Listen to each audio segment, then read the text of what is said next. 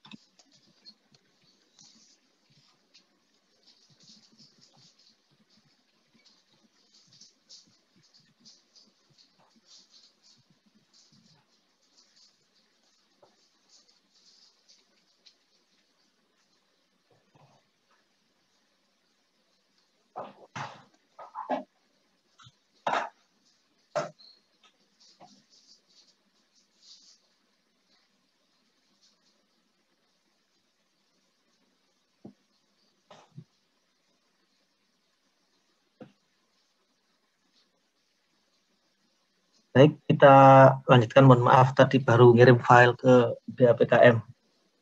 Jadi kemarin di dalam proses neraca massa untuk kristalisasi, maka kita membuat sistem kemarin ya. Jadi sistemnya adalah seperti ini. Oh, ini belum saya record ya, sebentar.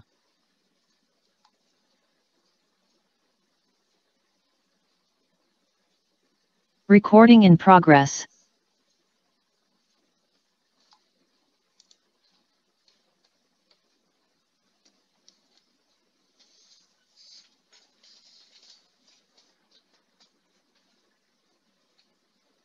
Jadi, saudara sudah melihat ini ya, share screen-nya ya?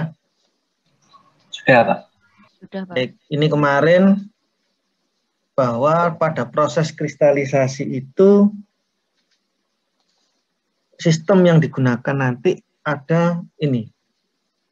Jadi kita bisa lihat di sini, kita membuat sistem seperti ini.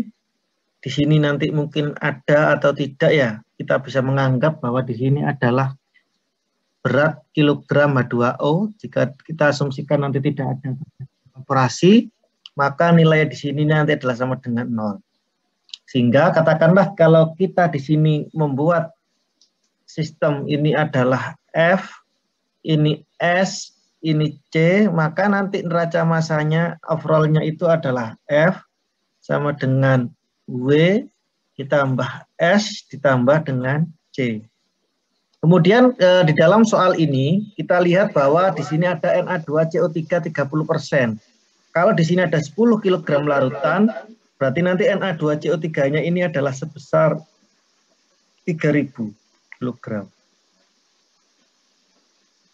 Sedangkan untuk H2O-nya, maka nanti di sini adalah 7.000.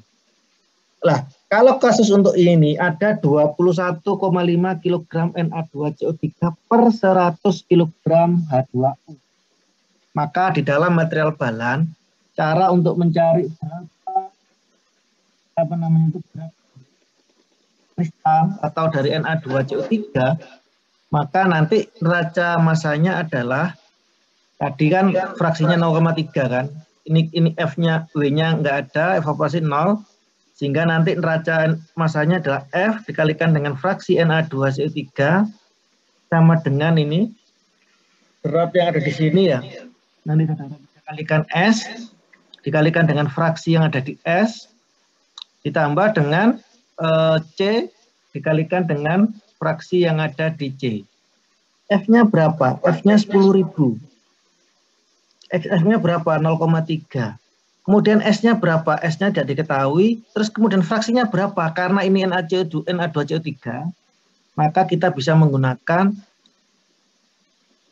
21,5 dibagi dengan 21,5 plus 100 kg H2O. Ini adalah fraksi dari Na2CO3 yang ada di sini. Kemudian C, ini fraksinya berapa di sini? Di sini kan ada Na2CO3 10 H2O. Berarti kita bisa menggunakan berat molekul Na2CO3 saja, yaitu sebesar 106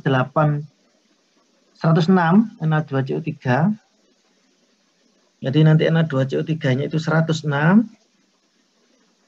Kemudian untuk Na2CO3-nya adalah 286. Nanti ketemu dua persamaan S dan C. Kemudian kan ada lagi tadi persamaan yang diketahui, F sama dengan S plus C, F-nya sudah tahu 10.000 sama dengan S plus C. Jadi ada dua persamaan bisa diselesaikan sudah. Atau kalau mau membuat neraca massa untuk air, berarti nanti 0,7 dikalikan dengan 10.000 sama dengan, lah ini S dikalikan dibalik. H2O-nya kan 100 per 100 plus 21,5 ditambah dengan C. C-nya berapa? Untuk air. Berarti airnya kan 10 H2O. Berarti kan ini 18 dikalikan 10, 180 ditambah dengan 286. Nanti bisa didapatkan nilai S-nya itu 36. S-nya itu 36, 37. Ini sama nggak dengan soalnya?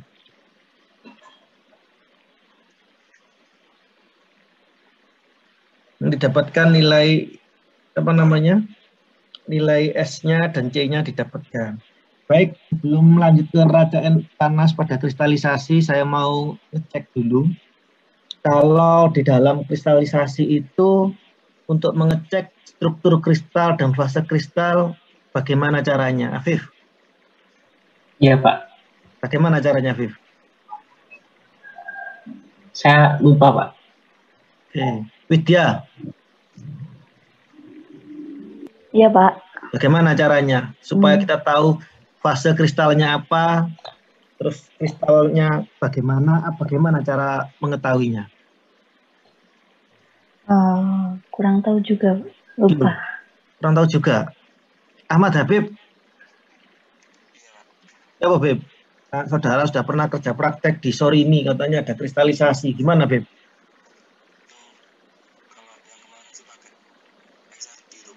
Pakai XRD. Jadi nanti di dalam XRD itu kita bisa tahu fase kristalnya apa dan fase kontennya apa. Seperti yang saya contohkan kemarin, ketika kita punya TiO2, maka di situ di XRD itu sudah ada GCPDS-nya ya, Japan Committee GCPDS, Japan Committee Powder Diffraction Society. Itu sudah ada standarnya. Kalau kemarin ada TiO2 itu fase kristalnya apa? Ada yang anatas, ada yang rutile gitu kan ya, macam-macam. Lah untuk mengetahui berapa diameter kristalnya, maka kita bisa menggunakan namanya persamaannya adalah Scherrer equation, di mana D itu sama dengan K dikalikan lambda, B dikalikan dengan cos theta ya. K-nya ini konstanta, K ini konstan, lambda ini adalah panjang gelombang yang digunakan di XRD, B ini adalah ini lebar dari half. Jadi katakanlah ini tingginya 100, kita punya di sini 50, maka kita tahu lebarnya di sini berapa. Tapi satunya dalam bentuk radian. Kemudian di sini ada cos theta lah. Di sini sumbu X-nya itu adalah 2 theta. Sehingga tetanya nanti saudara bagi 2. Katakanlah ketemunya di sini saudara 25,8, berarti nanti dibagi 2. Ketemunya sekitar 12,6 gitu ya. 12,9 gitu ya. Ini cos tetanya dimasukkan di sini. Nanti saudara akan tahu berapa diameter kristal tersebut dengan data dari XRD. Jadi diameter kristal sama diameter partikel berbeda ya. Kemudian untuk mencari phase content itu bisa juga dengan menggunakan data intensity ini. Kalau misalnya untuk anatas, maka intensity anatas dibagi dengan intensity anatas, intensity rutile dan lain-lain. Di dalam proses kristalisasi, maka hal yang wajib diperhatikan itu bagaimana kondisinya. Ardita, supaya terjadi kristal itu bagaimana caranya? Iya, Pak. Bagaimana terjadi kristal?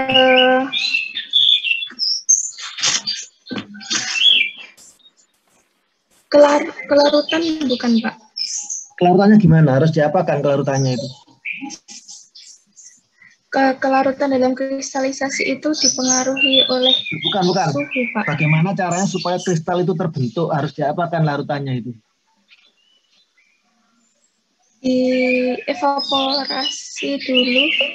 Tadi dibuat dalam bentuk sublarutan yang lewat jenuh ya. Kan kemarin sudah dijelaskan, ada kan grafiknya. Di sini kan ada ini solubility-nya misalnya. Maka nanti kita harus membuat daerah di sini itu untuk kristalisasi itu kita beroperasi daerah sini. Kemarin kan ada daerah yang namanya metastabil ya. Masih ingat nggak kemarin? Ada daerah namanya metastabil. Terus untuk bagaimana supaya kita bisa membuat larutannya sebagai lewat jenuh kan kemarin ada 3. Salah satunya dengan cara pendinginan ya kan? Atau dengan cara evaporasi atau dengan cara divakumkan itu kan ya. Itu kemarin proses kristalisasi kan seperti itu. Kristiawan. Iya, Pak. Untuk kristal sendiri itu bagaimana? Kira-kira bentuknya ada berapa macam? Kemarin ada kan, ketika alfa sama dengan beta sama dengan gamma, sudutnya 90. Nah, ketika A sama dengan B sama dengan C apa? Gitu kan kemarin sudah ada ya. Gimana? Bentar, saya keras pelankan volume saya naikkan dulu.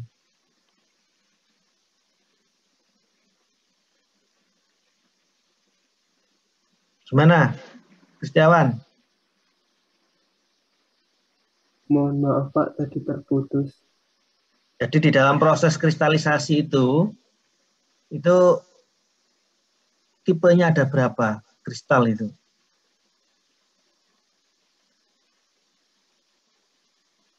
Dari kelompok kristal itu ada berapa sih gitu? Kemarin kan ada, kalau alfa, beta, gamma sama, A, B, C-nya sama, itu disebut apa sistemnya?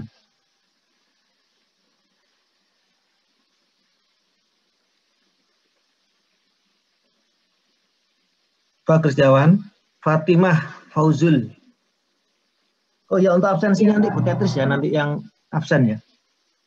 Kode absensinya Bu Tetris. Gimana Fatimah? Terdapat 7 bentuk kristal, Pak. Jadi ada 7 kemarin bentuk kristalnya ya. Ada sistem kubik, ada sistem tetragonal, ada ortohombik, ada heksagonal, ada monoklinik sistem, ada sistem dan juga ada sistem trigonometral ya.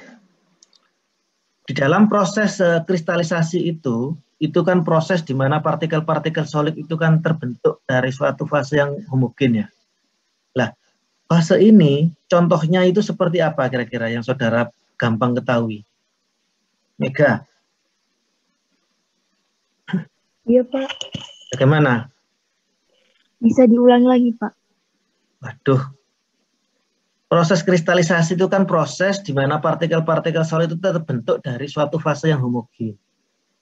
Coba saudara sebutkan, jelaskan contoh proses kristalisasi itu ya, yang umum. Yang saudara temui dalam kehidupan sehari-hari. Misalnya di dalam rumah tangga atau di dalam iklim ya.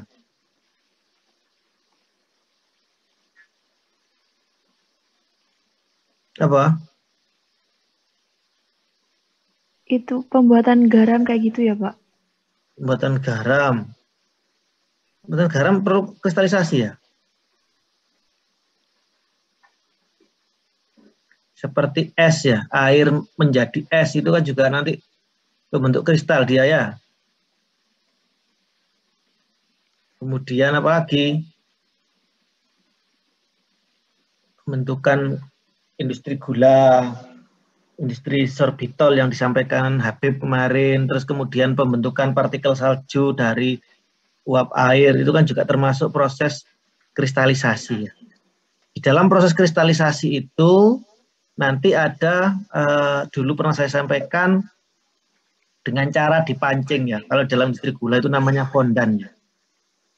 Jadi nanti di situ ada inti-inti kristal yang digunakan untuk sebagai pertumbuhan.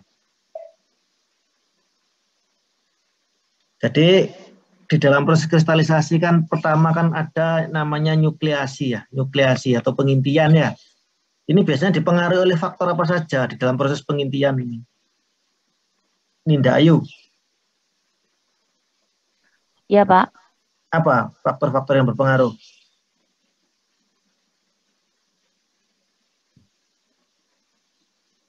Terhadap nucleation, pengintian apa?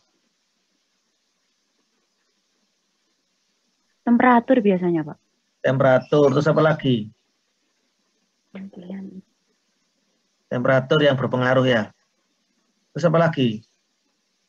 Selain itu yang penting, nukleasi. Kan kristalisasi itu terjadi ketika kondisinya bagaimana?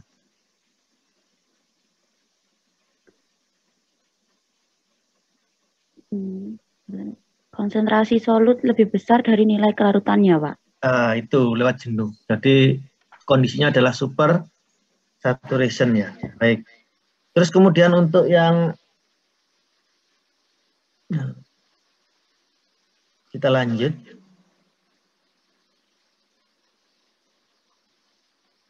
Jadi ini adalah contoh yang kemarin neraca massa, kemudian untuk neraca panas pada kristalisasi. Bila kelarutan suatu zat naik dengan kenaikan suhu, maka proses pelarutan zat tersebut adalah endotermis ya, jadi memerlukan panas. Namun bila kelarutan zat tersebut turun dengan kenaikan suhu, maka panas pelarutan eksotermisnya yaitu melepas panas. Waduh. Mohon maaf ini saya ternyata harus rapat dengan WR1.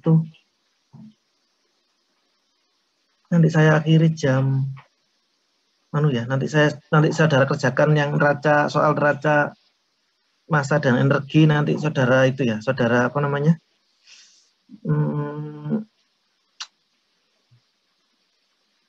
Bahas sama Bu Tetris ya. Bentar. Hari ini saya lupa. Lupa dekan.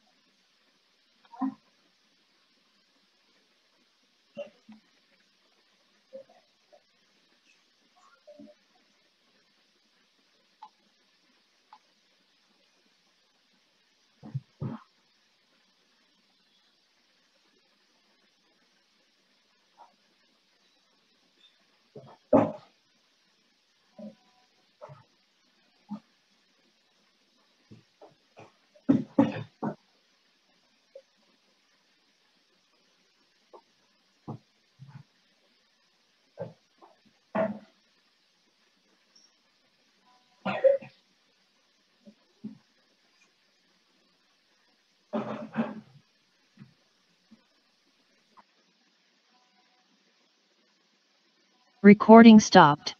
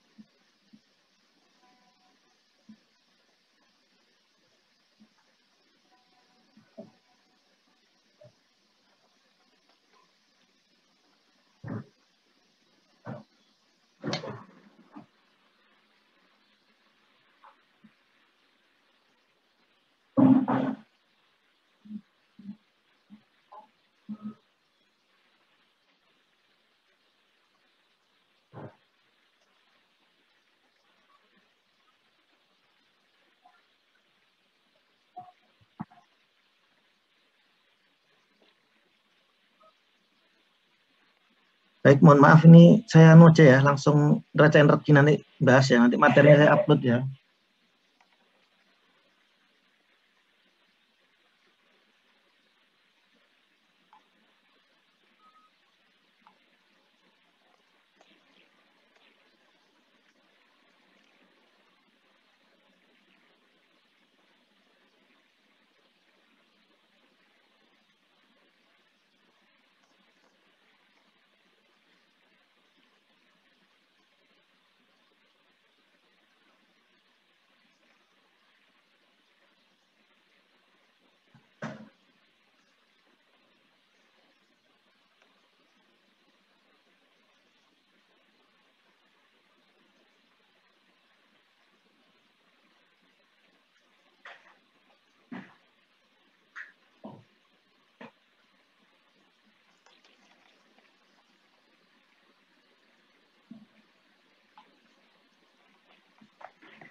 Jadi untuk neraca, mohon maaf ini nanti saya sampai jam 7.45 saudara, nanti saya ya lanjut sebut nanti soal ya. Jadi ini nanti saudara di dalam neraca energi itu bila kelarutan suatu zat naik dengan kenaikan suhu, maka proses pelarutan zat tersebut adalah endotermis. Sudah terlihat ya di slide? Pak, mohon maaf, belum terlihat, Pak. Waduh, ya. Enggak, saya ini.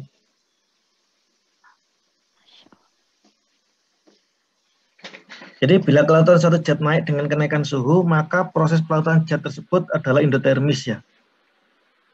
Itu memerlukan panas. Namun bila kelarutan zat tersebut turun dengan kenaikan suhu, maka panas pelarutannya eksotermis atau melepas panas, yaitu untuk satu zat yang kelarutannya tidak dipengaruhi suhu, maka panas pelarutannya itu adalah 0. Panas kristalisasi itu adalah nilainya minus ya, minus panas pelarutan. Data panas pelarutan itu dinyatakan dalam bentuk kilojoule per kilogram mol solid. Data panas pelarutan terdapat di literatur dalam tabel ya. Sebagai contoh kita punya sistem seperti ini, maka perhitungan entalpinya adalah H sama dengan MCP T min delta T kan, T min T referen. Di mana untuk neraca panas pada proses kristalisasi, maka kita bisa dilihat di sini bahwa H itu sama dengan H2 plus HV, ini kan keluar ya, yang keluar kan 2 plus HV minus H1, kemudian plus delta HCR. Delta HCR itu sama dengan minus delta HS, yaitu delta HS itu adalah panas pelarutan tadi. Itu panas kristalisasi, delta HC itu adalah nilainya minus panas pelarutan. Sebagai contoh ini adalah sebuah data untuk Na2MgSO4 2O dan juga ada. Kemudian ini adalah entalpinya pada suhu Fahrenheit dan lain-lainnya. Kemudian saudara bisa lihat di contoh saudara di buku itu kan ada suatu larutan mengandung 226 ini mengandung 48,2 kg MgSO4 per 100 kg, kemudian didinginkan menjadi 293,2 di mana terjadi kristal MgSO4 222O. Kelarutan garam ini adalah sekian, kapasitas panas larutannya adalah 2,93, dengan panas pelarutannya minus 13 ini. Hitunglah yield kristal dan tentukan total panas yang diserap. Jadi kita buat sistemnya ini sama dengan yang sebelumnya ya. Nanti dengan cara yang sama pada contoh yang mes tadi, yaitu membuat neraca masanya F sama dengan S plus C. Kemudian nanti di sini fraksi MgS4-nya dari sini, yaitu 48,2 dibagi 48,2 plus 100 dikalikan dengan 2268 sama dengan 35,5 per 35,5 plus 100 dikalikan dengan S, ditambah nanti berat molekulnya dari MgSO4-nya berapa, plus dibagi dengan MgSO4 plus 7H2O dikalikan dengan C. Nanti didapatkan nilai C-nya 635 dan S-nya 1633. Terus kemudian untuk berat ini, delta HS-nya itu tadi kan sudah diketahui bahwa nilainya adalah 13,31 kali 10 pangkat 3, satuannya kilogram mol. Jika dibagi dengan berat molekulnya, sehingga satuannya biar kilojoule per kilogram kristal. Kemudian untuk panas kristalisasi, yaitu delta HCR-nya itu adalah minus delta HS. Jadi ini nilainya, kemudian nanti dikalikan dengan tadi C-nya, sehingga nanti ketemu kilojoule. Suhu referennya kita gunakan ada 293. Nanti kita mencari entalpi uap masuknya, yaitu M masanya dikalikan dengan CP dikalikan dengan T-nya. T1 min T referen. Ketemu. Kemudian entalpi larutan induk, karena tidak ada uap, maka entalpi yang W-nya itu 0. Sehingga Q itu sama dengan H2 plus HV min H1 plus HCR. Ini H2-nya 0, 0, min ini. Nanti karena Q-nya itu bernilai negatif, berarti dia itu perlu pendinginan. Ini adalah peralatan untuk kristalisasi. Saya rasa saudara bisa membaca ya, nanti itu dikondisikan. Kemudian bagaimana cara memilih kristalisasi, ini materinya akan saya share di Classroom ya. Nanti akan dilanjutkan oleh Bu Tetris. Nah, saudara bisa kerjakan untuk soal nanti. Emang kristalisasi itu sudah dikasih PR belum, Bu Tetris? Halo? Suaranya kurang terdengar jelas, Pak. Yang dari komunikasi. Untuk kristalisasi sudah dikasih soal belum, Bu Tetris?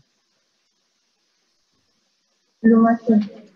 Belum ada. Baik, kalau begitu, kalau belum ada, silahkan saudara kerjakan soal